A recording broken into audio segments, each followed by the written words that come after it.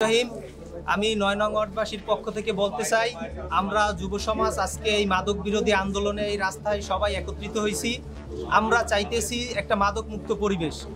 আমাদের এই সমাজের ছোট ছোট বাচ্চা থেকে মানে সবাই আমরা এর সাথে জড়িত হয়ে গেছি। মানে আমরা এটা যদি নিজেরা প্রতিকার না করি তাইলে আমরা এটা কোনোভাবে সম্ভব না। তাই আমাদের নিজেদের আগে অ্যাক্টিভ হইতে হইবে। আমরা যুব সমাজ যদি এক থাকি তাইলে আমরা এটা মানে নির্মূল করতে পারবো। তাই আমাদের সবার এক থাকতে হবে।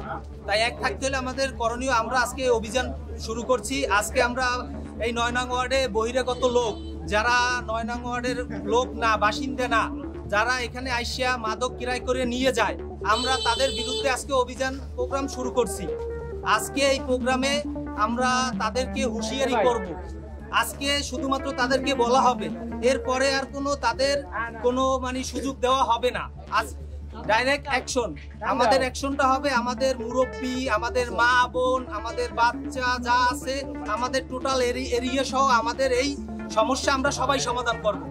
আমরা একসময় ৯ নং ওয়ার্ডটা ছিল শান্তির নগর, যেখানে সবাই খেলাধুলায় সব কিছু ছিল, কিন্তু এমন একটা পরিবেশ তৈরি হয়েছে যে এখন ঘরে ঘরে মাদক বিক্রি করে।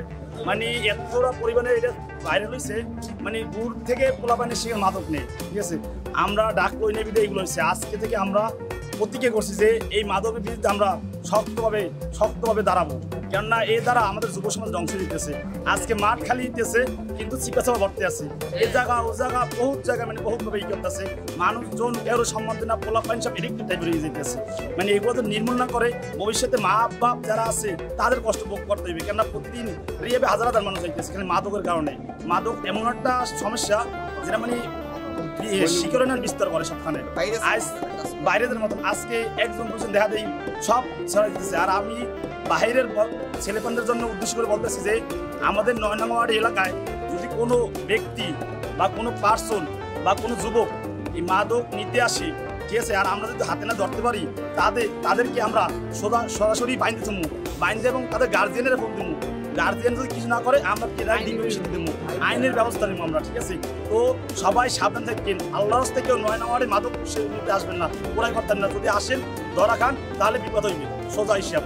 ঠিক আছে, কেউ আসবেন না, আল্লাহর রাস্তায় আমাদের অনুরোধ। ঠিক আছে, আর আমাদের এলাকা আমরা কিভাবে সাফ করতে হয় মাদক সেটা আমরা দেখবো ইনশাল্লাহ। আমরা যখন যুব সমাজ সবাই মিলে শক্তি দাঁড়াবো ইনশাল্লাহ। কেউ পারবে না। ঠিক আছে, আর সবাই অ্যালার্ট দেওয়া হয়েছে, কেউ মাদক বিক্রি করতে পারবে না। মাঝখান দিয়ে একজন ছিল, তাদেরকে বহিষ্কার করেছে এলাকা দিয়া। আস্তে আস্তে সবগুলোই আগাছাগুলোকে আস্তে তুলে ফেলা দিব আমরা ইনশাল্লাহ। আমরা এই প্রতিজ্ঞা করছি। আসলে এক সময় আমাদের এই কাঠপট্টি এলাকায় আমাদের যারা ছোট ভাইরা হয়তো দেখে নাই, কিন্তু আমরা যারা আছি তারা সবাই খেলার প্রতি একটা আগ্রহ সবাই ছিল, খেলাধুলার প্রতি।